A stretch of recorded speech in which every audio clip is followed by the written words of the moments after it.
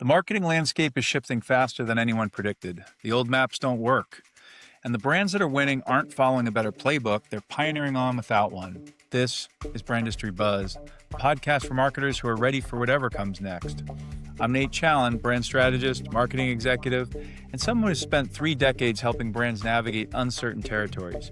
Each week, we'll take one idea in marketing, leadership, or innovation and follow it through until it's actually useful. Real examples, honest takes, clear recommendations. So let's buzz! Welcome to the first audio edition of the Brandistry Buzz newsletter. My wife Eva and I just returned from our 4th and 5th cross-country drives in the past 9 months. Round trip, Boston to San Diego last August to drop our youngest at college. One way, Boston to Irvine in February to move Eva in our car to California. And most recently, a round trip, Irvine to Boston via North Carolina and back again for a few commitments we had in Chapel Hill. I know what you're thinking, and you're probably right. But rather than dwell on that question of judgment of anyone who would willfully subject themselves to roughly 45 hours of driving each direction 5 times, I want to focus on what those miles actually taught me. Because collectively, Eva and I have now spent 46 days traveling in the past 9 months, logged more than 250 hours behind the wheel, and covered 17,000 miles. We've driven through 30-something states, finished 4 full audiobooks, listened to dozens of podcast episodes, and experienced the full arc of discovering a new song, from first listen to overplay to getting sick of it to remembering how much you loved it 6 months later. I spent 25 years learning from markets, managers, and mistakes. Turns out 250 hours in a car has a way of clarifying things. Here's 3 things I learned on the road. Lesson 1, have a plan and expect to change it. Our first cross-country trip was meticulously mapped with the assistance of ChatGPT and Claude. 4 to 6 hours of driving per day, specific hotel, restaurant, and sightseeing recommendations at each stop. After 2 nights in the same Airbnb in Pittsburgh, we started optimizing. A better rhythm emerged. Longer drives every other day, staying 2 nights in the same place. Houses that offered shared space and privacy, less time unloading and reloading suitcases, and more time actually experiencing where we'd landed. We didn't plan that adjustment, we responded to what we learned and remapped the rest of the trip. While each direction covers roughly the same miles, we also discovered, only after doing it both ways twice, that driving west is significantly more comfortable than driving east.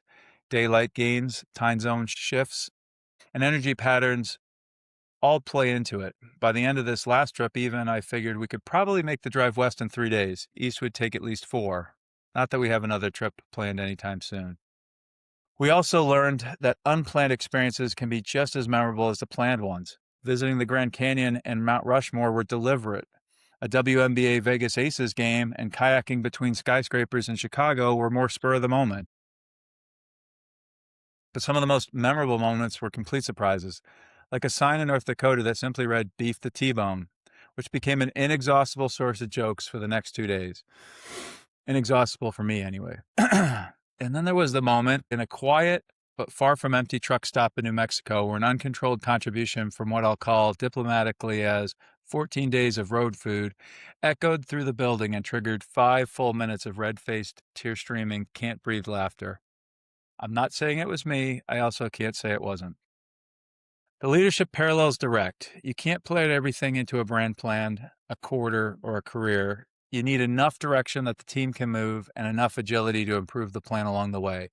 Set your major objectives clearly, the sites you want to see, the people you want to visit, and then stay curious and flexible enough to let the journey itself teach you something. The best moments, the one most responsible for success, aren't in the original plan. Lesson 2, the right partner changes everything. When I was at UNC last week for a Keenan Flagler Alumni Council meeting, I mentioned at lunch that I'd just driven from California.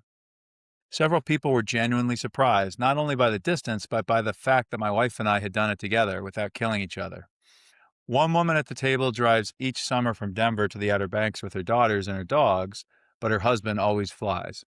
Another guy regularly makes the Austin to Chapel Hill trip to visit his in-laws. His wife flies ahead with the kids and calls him from the destination wondering what's taking so long. Eva and I have had just enough in common and just enough difference to make this work. We both like to drive, so the wheel splits fairly evenly. She used to be the planner. I used to be the spontaneous one. Over time, we've converged into something that values both.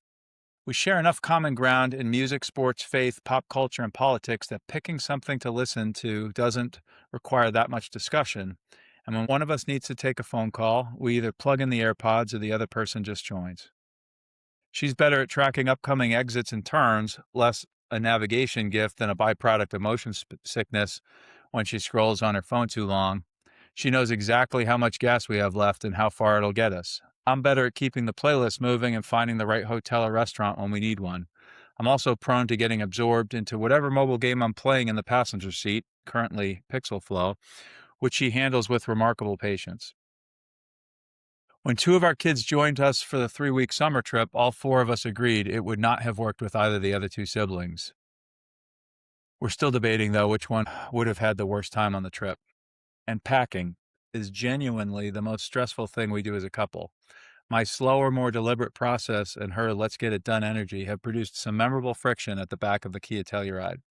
On the other hand, I honestly don't know how many pillows and charging cords I would have left in hotel rooms without her. The answer is, by the way, all of them. In leadership, the composition of your team and the quality of your closest partners determines more than strategy, more than resources, and often more than talent and isolation. Winning teams have complementary strengths that genuinely complement and shared values with enough different perspectives to keep things honest. And people who will be willing to keep you from leaving your wallet in Albuquerque, even when you're absolutely convinced you have everything. Third lesson, aim further than you can see. On our first trip last August, we were in no particular hurry. We moved through Pittsburgh, Kirtland, Chicago, Minneapolis, Mount Rushmore, Salt Lake City, St. George, and Las Vegas. We visited the Heinze Museum. We stopped at temple sites in Ohio and Utah. We stood at the edge of the Badlands in South Dakota and drove across the open Nevada desert in the comfort of a Kia Telluride with lane assist, adaptive cruise control, and cold air conditioning. At the same time, we were listening to the history of Brigham Young and the Mormon pioneers crossing the same country by handcart 150 years earlier. People who had set out to do something that had never been done. No GPS, no rest stops every 80 miles, no curated Spotify playlist. They had no clear destination and the audacity to go anyway. That contrast stayed with me for the rest of the drive. Mount Rushmore and the Hoover Dam reinforced it in a different way. Standing at each of these man-made marvels, it wasn't just the engineering that struck me. It was what it took to even conceive of the project. A shared vision, a collective goal big enough to unify thousands of people across decades of work. That kind of possibility only exists when someone first dares to say, we could do that. As Wayne Gretzky said, you miss 100% of the shots you don't take. I've operated by a version of this my whole career. At Ancestry.com, I was employee 134, back before anyone was sure you could build a business on the internet. We tried anyway. At J&J Beauty, our team always set financial targets 20% above our commitments and then locked in on the higher number. At Sanofi's global marketing organization, our CMO simply refused to accept anything less than a high-performing leadership team, even when it meant making hard calls on team composition. And in Canada, the goal wasn't just to reverse 5 years of declining growth. It was to move 3 brands into the top 3 positions in their respective categories. Every one of those goals sounded ambitious before it was real. I think we need more goals like that in a business. Yes, but also in a country. The kind of unified, cross-organizational, cross-aisle objectives that make individuals set aside what's convenient and build something worth building. You don't get those results by aiming small and being pleasantly surprised. You get them by deciding to aim somewhere further than you can see. I started with 3 lessons, and because no trip ends exactly where you planned, I've landed on 5 takeaways. 1. Commit to the destination, not the route. Set clear objectives and revisit your plan regularly. The best path often reveals itself in motion, not in advance. 2. Audit your travel companions. Who's in the car with you, on your team, on your leadership committee, in your agency relationships. These things matter as much as the roadmap. Complementary strengths and honest friction are both features, not bugs. 3. Name the audacious goal out loud. The vision you're embarrassed to state publicly may be the one most worth pursuing. Start there. 4. Learn from both directions. Some lessons only emerge after you've made the trip more than once. Embrace the iteration. 5. Let the unplanned moments, the stops you didn't anticipate, the conversations, the surprises, the signs, advertising beef the T-bone, often carry as much meaning as the milestones you mapped. So 5 trips is probably enough for now. The next adventure will definitely look different. We're already planning it. That's it for this week's Brandistry Buzz. One more idea to help you navigate whatever comes next. If this episode made you think, subscribe wherever you're listening so you don't miss what's next. And come find me on LinkedIn where I'm posting between episodes, trends, takes, and the occasional things that I'm still figuring out. Prefer to read? Brandistry Buzz is also a weekly newsletter on LinkedIn and Substack. Links are in the show notes. I'll be back next week. In the meantime, stay ready.